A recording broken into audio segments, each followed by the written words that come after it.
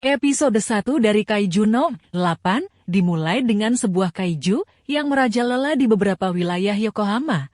Sistem peringatan darurat kaiju kota diaktifkan, dan kita melihat beberapa pejabat membimbing warga ke lokasi aman untuk menghindari kemarahan kaiju tersebut. Sementara itu, kita mendengar beberapa percakapan bolak-balik dari pejabat militer.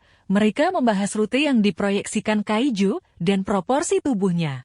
Beberapa helikopter tiba dan mencoba menarik perhatian kaiju dengan menembakinya dengan senjata. Melalui percakapan antara warga setempat, kita belajar bahwa divisi ketiga Korps Pertahanan akan membasmi kaiju tersebut.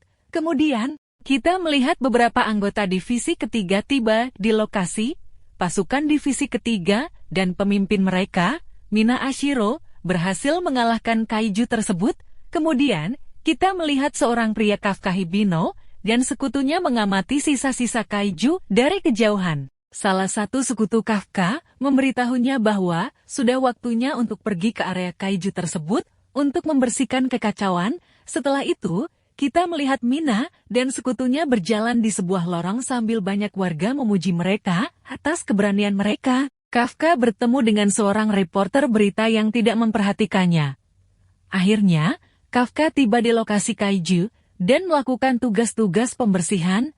Saat melakukannya, dia memberitahu penonton bahwa pekerja pembersih jarang mendapat pujian jika tidak ada pengakuan sama sekali.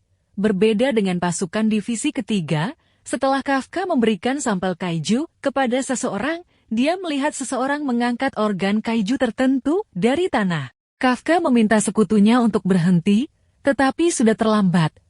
Organ tersebut pecah, dan darah asamnya menetes ke sekutu Kafka, menyebabkannya kesakitan.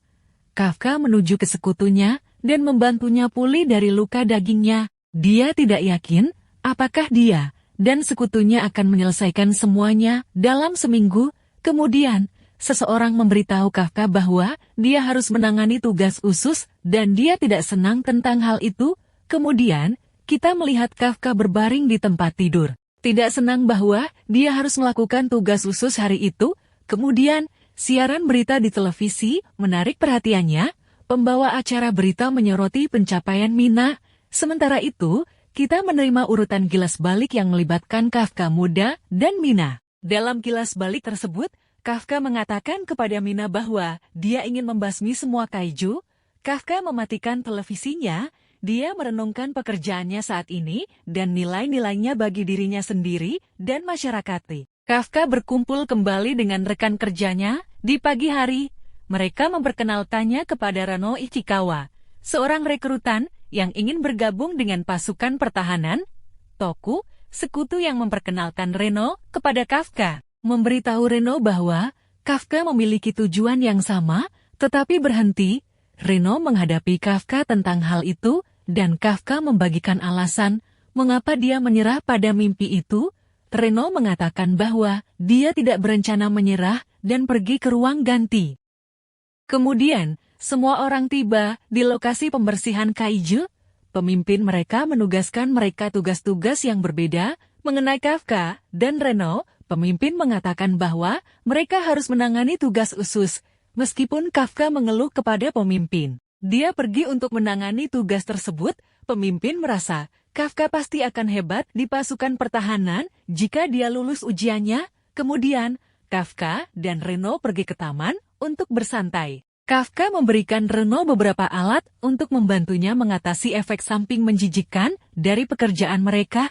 Kemudian, rekan-rekan kerja Kafka mengucapkan selamat tinggal padanya dan pulang ke rumah. Kafka senang bahwa dia menyelesaikan tugas yang berpusat pada usus. Setelah itu, Reno datang dan berterima kasih kepada Kafka atas bantuannya.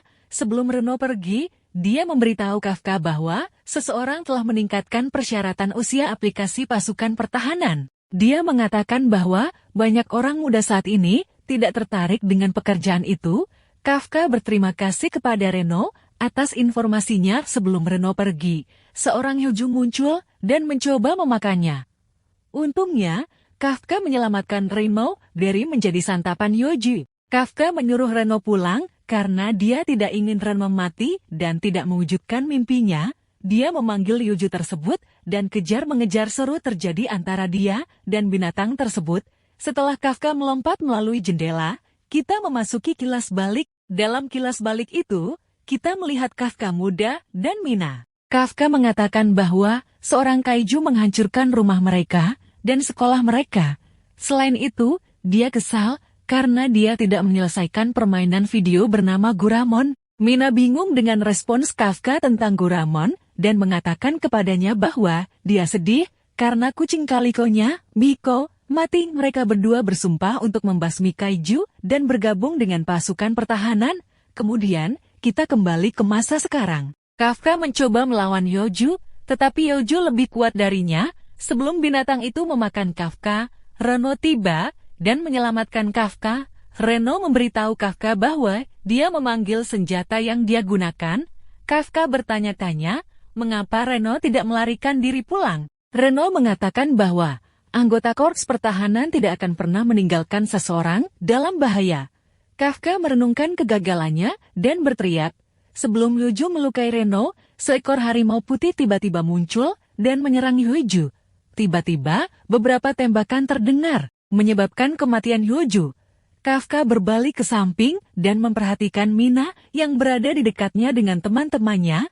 Mina memerintahkan dua sekutunya bernama Igarashi dan Takaragi untuk menjaga Kafka dan Reno. Sementara itu, dia dan yang lainnya merencanakan untuk menyelidiki area tersebut untuk mencari Yoju lainnya.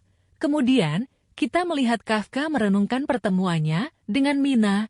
Dia dan Reno saat ini berada di rumah sakit. Reno berterima kasih kepada Kafka karena telah menyelamatkannya dan mengatakan bahwa Kafka terlihat keren selama perkelahian mereka dengan Yoju. Dia menegaskan kepada Kafka untuk mengajukan lamaran ke korps pertahanan. Kafka berterima kasih kepada Reno atas kata-kata semangatnya. Dia berencana untuk mengirimkan lamaran lain segera. Tiba-tiba, seekor kaiju berbentuk serangga muncul di depan Kafka dan masuk ke mulutnya. Kafka mengalami sesuatu yang aneh dan Reno memeriksa keadaannya. Reno terkejut melihat penampilan Kafka yang mirip kaiju. Kafka meyakinkan Reno bahwa itu adalah dirinya dan bukan kaiju acak. Tiba-tiba, seorang pria tua menemukan Reno dan Kafka. Dia berencana untuk menelpon korps pertahanan. Reno memberitahu Kafka bahwa mereka harus segera meninggalkan rumah sakit. Kemudian, kita masuk ke kilas balik yang melibatkan Mina dan Kafka. Kafka menjelaskan mengapa penting untuk menyerang kaki kaiju terlebih dahulu pada saat yang sama. Mina mengatakan kepada Kafka bahwa dia takut dengan pikiran bertarung melawan binatang yang lebih besar dari dirinya. Kafka berjanji kepada Mina bahwa dia akan selalu berada di sisinya ketika dia takut. Mina keluar dari bak mandinya dan seseorang memberitahukannya bahwa ada kaiju yang tiba di rumah sakit. Episode ditutup dengan Mina merencanakan untuk menyelidiki insiden tersebut bersama timnya.